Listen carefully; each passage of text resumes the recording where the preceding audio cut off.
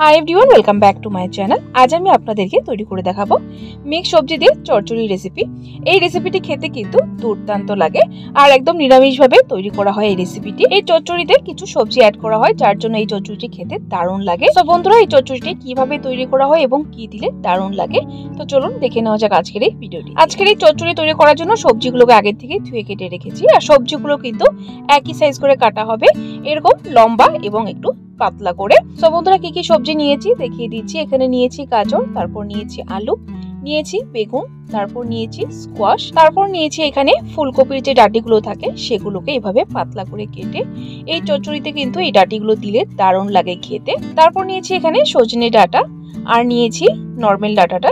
এই ডাঁটা যে নিয়েছি আমি একদম কচি ডাঁটা দেখুন। আর এই চচ্চড়িতে কিন্তু ডাঁটাটাই কিন্তু মেন, ডাঁটাটা অবশ্যই ইউজ করবেন। আর বেগুনটা, এই চচ্চড়ির কিন্তু ডাঁটা আর বেগুনটা মেন সবজি, অবশ্যই ইউজ করবেন। যদি বাকি আপনাদের কাছে অন্য সবজি থাকে তাহলে সেগুলো অ্যাড করতে পারেন। যদি আপনাদের কাছে মূলো থাকে মূলোটা কিন্তু অবশ্যই অ্যাড করবেন। এই চচ্চড়িতে মূলোটা দিলেও কিন্তু দারুণ সুন্দর টেস্ট আসে এবং ফ্লেভার আসে, খুবই ভালো একটা মূলো। তো বন্ধুরা, সবজিটা রেডি আছে, তো চলুন এখন রান্নাটা শুরু করার আগে একটা পেস্ট তৈরি করে নিতে হবে।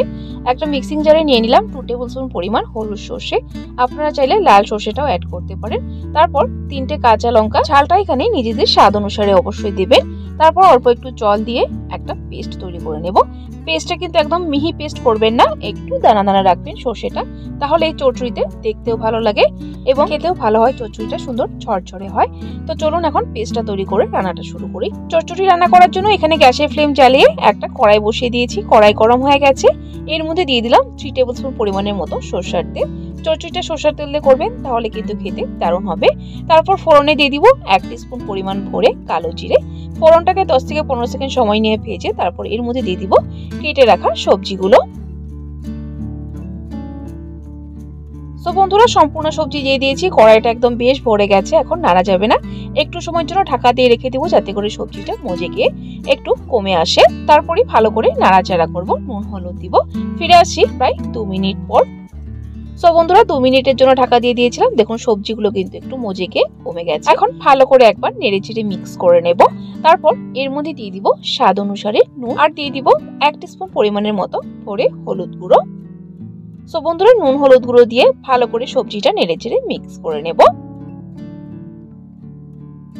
ভালো করে মিক্স করে তারপর আবারও ঢাকা দিয়ে দিব যাতে করে সবজিটা সুন্দর গলে যায়। প্রায় আরো 5 মিনিটের জন্য মিডিয়াম ফ্লেমে ঢাকা দিয়ে এভাবে কুক করব। ফিরে আসছি 5 মিনিট পর। সো বন্ধুরা, 5 মিনিট হয়ে গেছে। 5 মিনিট পর ঢাকনাটা তুলে দিয়েছি। সবজিগুলো কিন্তু সুন্দর গলে গেছে, এর চাইতে আর বেশি কিন্তু গলাবো না সবজিগুলো, নইলে বেশি ঘেটে যাবে সবজিগুলো। এখন না ঢেকে এভাবে অনবরত নেড়ে চেড়ে সবজিগুলোকে সুন্দর ভাজা ভাজা করে নেব।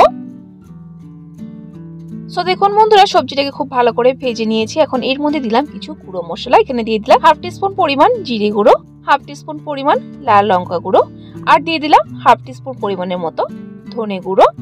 এখন গুঁড়ো মশলাটাকে ভালো করে সবজির সাথে মিক্স করে নেব। গুঁড়ো মশলাটা দেওয়ার পর আরো 2 থেকে 3 মিনিট সময় ভালো করে সবজির সাথে নেড়ে চেড়ে নেব। সো বন্ধুরা, দেখুন ভালো করে নেড়ে চেড়ে নিয়েছি। এখন এর মধ্যে অ্যাড করে দিলাম পেস্ট করে রাখা সর্ষে বাটাটা। সর্ষে বাটা অ্যাড করে দিয়েছি। সর্ষে বাটাটাকে দিয়ে ভালো করে নেড়ে চেড়ে মিক্স করে আরো 1 থেকে 3 মিনিট সময় হাই ফ্লেমে কুক করে নেব। তো দেখুন বন্ধুরা, সর্ষে বাটাটা কিন্তু আমি একদম মিহি করে পেস্ট করিনি, একটু দানা দানা রেখেছি। সর্ষে বাটাটা এরকম রাখলে চচ্চড়িটি সুন্দর ঝরঝরে থাকে, একদম ঘেটে যায় না। তো দেখুন বন্ধুরা, চচ্চড়িটা আমার তৈরি হয়ে গেছে, এখন সার্ভ করে নেব।